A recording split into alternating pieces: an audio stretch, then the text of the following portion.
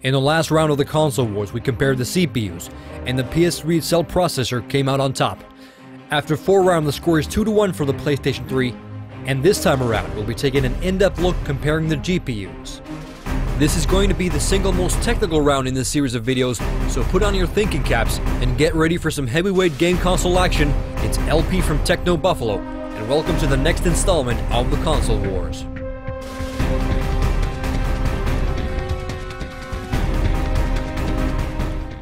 The processor may be the power that drives both machines, but when it comes down to graphics, the GPU is equally as important. The graphics processing unit is essentially the piece of hardware that converts all those ones and zeros into actual gameplay graphics. And the more ones and zeros it can push, the higher the resolutions, the effects, and frame rates it can handle. Spec-wise, you can notice that the GPUs on the devices come from competing manufacturers, ATI and Nvidia. The competition between ATI and Nvidia has been going on since long before the current console war, but that's another story. The Exynos GPU on the Xbox 360 is of custom ATI design.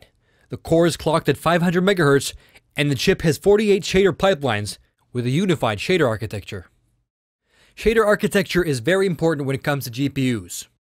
To simply explain what shaders are, well, shaders are computer programs that determine the final look of what you see on the screen.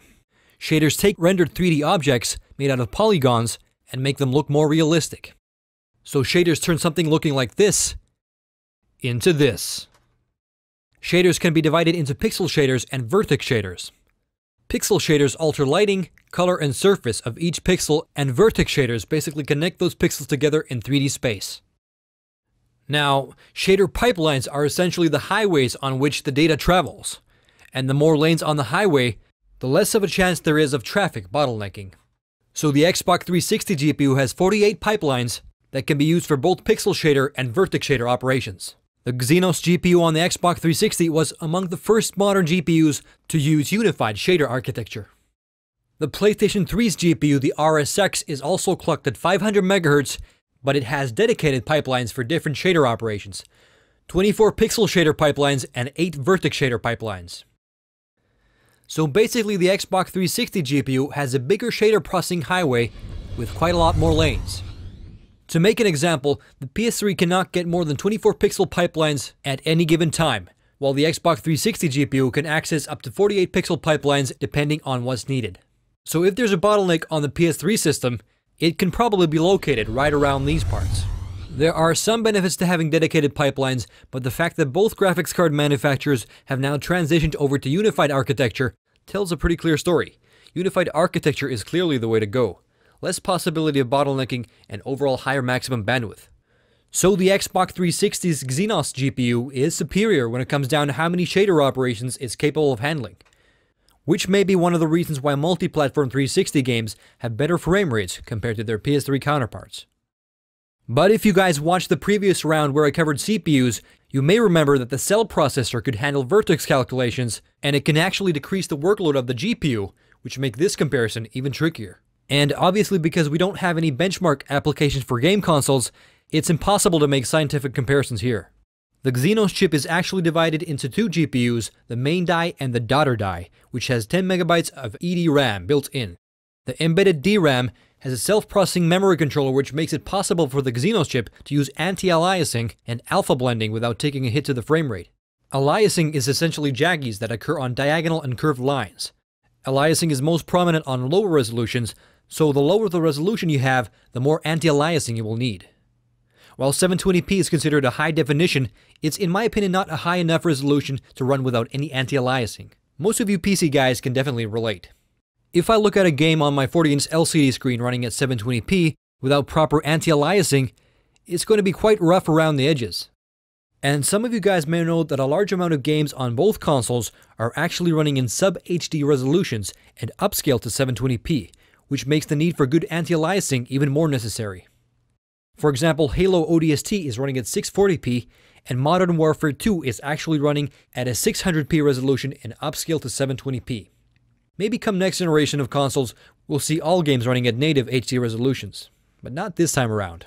Anyways, if you want to see a good example of the lack of anti-aliasing, take a look at any game on the Nintendo Wii, and you'll know what I'm talking about. Okay, back to business. So thanks to the daughter die with embedded DRAM, the Xbox 360 games generally have better anti-aliasing, which I consider a significant advantage.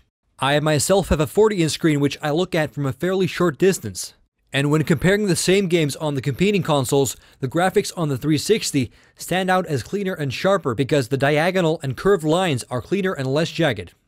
Now, if the PS3 were running games at 1080p as it once promised, anti-aliasing would not be as necessary. But on 90% of games on the market today, the Xbox 360 counterparts have superior anti-aliasing, which I hold in very high regard. But the GPU on the PS3 has a very significant advantage, which relates directly to the cell processor. The RSX GPU has a high bandwidth interface between the cell processor and the GPU itself, so it can hand over some of the graphics processing operations, for example vertex calculations, over to the cell processor, freeing up the RSX GPU to exclusively handle other essential graphics processing tasks. Naughty Dog has done this with Uncharted 2 and been able to crunch out amazing graphics out of the PS3 with decent anti-aliasing to match. Another thing that greatly affects graphics are textures. The higher the resolution, the more high detailed textures you'll need. So if you have a game running at 1080p, you're going to need very high detailed textures to match. But straight off the bat, I'll go out to say that neither of the two consoles are capable of running games natively at 1080p with high detailed textures to match. The only games you'll see running at 1080p with a constant frame rate will be racing games and fighting games that use very simple reoccurring textures. So in my opinion, it's better to run games at 720p and have high detailed textures than to run games at 1080p with fuzzy and low-res textures. Even though the trailer for the upcoming 1080p game God of War 3 looks amazing, I have to admit that the textures look a bit soft. And I'd rather see it running at 720p with high detailed textures like Uncharted 2. To have a lot of high detail textures on the screen at once, you need to have quite a lot of fast memory that's dedicated to the GPU, and a fast access to that memory. Both consoles have an equal amount of memory, but the Xbox 360 has a unified architecture, and the PlayStation 3 has two separate sets of memory. Half of the PS3's memory is super fast XDR RAM, which gives the PS3 some speed benefits in certain situations. But in most situations, it's going to be harder to take use of two separate memories for things like textures. But when it comes down to memory, it's pretty clear that both platforms have a slight bottleneck in their hands. PC GPUs these days have 1 to 2 gigabytes of dedicated memory, and I would imagine it being quite tough to squeeze out ultra-high textures out of 512 megabytes when you have an operating system running in the background. And this is where texture streaming comes to play. As you know, Blu-ray discs have 5 times the capacity of DVDs, which give the PS3 huge benefits. There's more space for high-res textures and very little need for compression of those textures. This equates to the amazing high-detailed world you see in Uncharted 2. The PS3's GPU gets off easy as it does not need to devote power into texture decompression. Now the Xbox 360 GPU has its work cut out for it. It has decompressed textures that are stored on limited space DVDs, but if we look at games like Gears of War 2, we notice that the Xbox 360 GPU is excellent at texture streaming, even though it has a bunch of decompression to do. So the Xbox 360 GPU has a bigger workload and still manages to pull it off with style.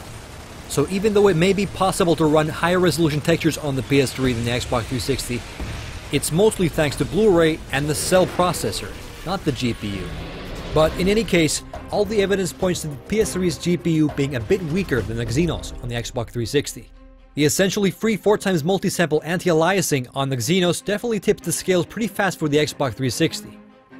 The cell processor may compensate for the weaker GPU on the PS3, but it's pretty clear that the Xbox 360 gets a point in this round. To recap, the PS3 has a better processor and faster memory, but the Xbox 360 GPU is superior thanks to its advanced architecture. But as you know, graphics are usually more than just the sum of the parts of the different hardware. And in the upcoming rounds, we'll be taking an in-depth comparison of the best looking games, both exclusive and multi-platform, on the competing consoles. Stay tuned for the next round of the Console Wars. LP signing out.